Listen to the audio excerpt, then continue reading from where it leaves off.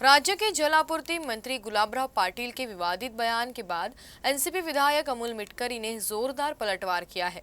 उन्होंने सवाल किया है कि गुलाबराव पाटिल के विभाग में कितनी फाइलें फंसी हुई है, इसका जवाब कौन देगा। इसके साथ ही उन्होंने वडेट्टीवार पर भी गंभीर आरोप लगाया।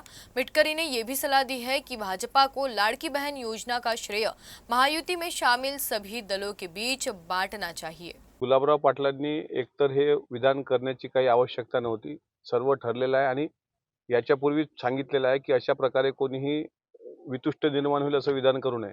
मात्र वारंवार पहिले तानाजी सावंत बोलले, मग भाजपचे काही प्रवक्ते बोलले, आता आज सकाळी मला वाटते शंभूराज देसाई बोलले आणि आता थोड्या वेळात गुलाबराव पाटील। मग गुलाबराव पाटलांना मला जाण करून द्यायची आहे की पाणी पुरवठा मंत्री तुम्ही महाविकास आघाडीमध्येही होता, पाणी पुरवठा मंत्री तुम्ही महायुतीच्या काळामध्ये पण आहात। तुमच्याकडे अशा कितीतरी फायली फसलेल्या आहेत तुमच्या विभागाकडे। तुमच्याकडे मी स्वतंत्र म्हणत नाही, पाणी पुरवठा विभागाकडे अनेक फायली फसलेल्या आहेत। राष्ट्रवादीचे तर कामच झालेले आहेत अनेक ठिकाणी। नाही, विजय वडेट्टीवार कोणाच्या भरोशावर जगतात ते मी सांगू का? विजयजी वडेट्टीवार त्यांच्या भागात जे अवैध दारूचे धंदे आहेत त्याच्या भरोशावर जगतात। दारूबंदी जर त्या जिल्ह्यात झाली तर विजय वडेट्टीवारांना कोणी विचारणार नाही। त्याच्यामुळे विजय वडेट्टीवारांनी अजितदादाबद्दल बोलताना आपल्याला एकदा स्वतःला चेहऱ्यात म्हणजे पाहावं।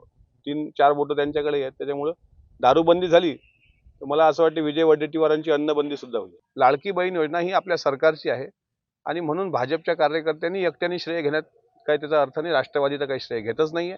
तिन्ही पक्षांनी मिळून ही योजना पुढे न्या, तर तिन्ही पक्षाला चांगले दिवस आहेत 2024च्या विधानसभेच्या निवडणुकीत।